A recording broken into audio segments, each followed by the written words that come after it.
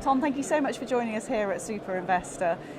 You deal in VC, there's lots of people who haven't invested in that area yet, so what would you say your advice would be for getting into VC and why it's a good place to be? Well, I can make that a really short answer. Get in right now, especially VC in Europe. The space is booming, the capital is available right now, the talent has been developed, so it's a good place to be. It's a good place to be. You describe yourself as being in deep tech as well. Tell me about that and how those two combine. Right, so deep tech we actually describe as foundational technology. And in essence, what we're talking about and what we think is going to happen in the next 3 to 5 years is we're going to move towards global science, or as some people call it, Industry 4.0, where there will be a real convergence of different technologies. So that's how we describe it. So exciting times ahead and a great opportunity to get on board with that now at ground level, as you say. Absolutely. I mean, Europe has always traditionally had a lot of engineering talent, but we sort of like failed to grow these, I would say, million and multi-billion dollar companies. And now for the first time with, like I said, bigger VC funds stepping into the game, I think the moment is right now. As you suggested there, perhaps Europe is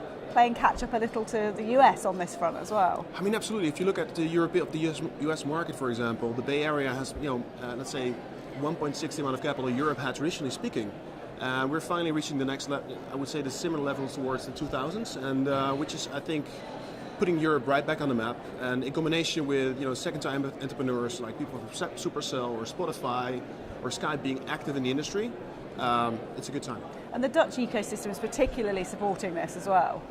Right, I mean, so there's been an abundance of capital in the market here as well, 1.6 billion since 2016. There's been several initiatives, led by, for example, the City of Amsterdam, but also with one of my partners at Startup Delta, which is Prince Constantine. We've been pushing Amsterdam to become the gateway through Europe, and I think it has actually paid off really well.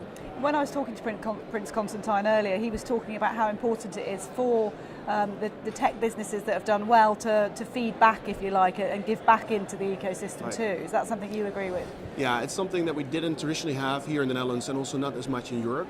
Pay it forward mentality is, I would say, one of the softer things around, but it's actually extremely important. You need to educate and develop engineering talent in the early days already.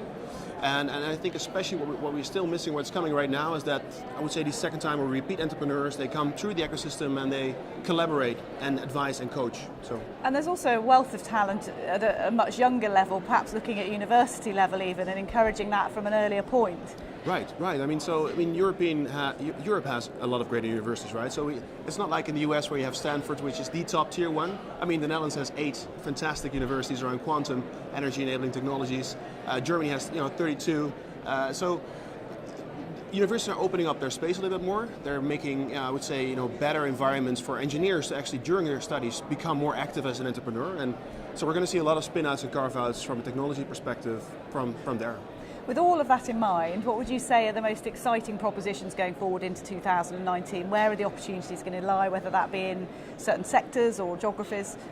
Well, from a geography perspective, I would definitely go still for the UK. The UK is still a powerhouse in technology, one of our focus geographies as well. Next to that, the Nordics. Of course, traditionally led by Sweden, and now I would say, Finland is playing catch-up. For example, there's an amazing hub around computer vision right now. And looking at our fund thesis and my personal opinion, I think themes like decentralization, so intelligent IoT, edge computing, blockchain, machine intelligence, data intelligence, energy storage technologies, for example, like quantum, and robotics are going to be hot right now. You talked about tech and AI there specifically, obviously, and there's a lot of noise in this area. How do you define what are the key opportunities when there is a lot of noise like that?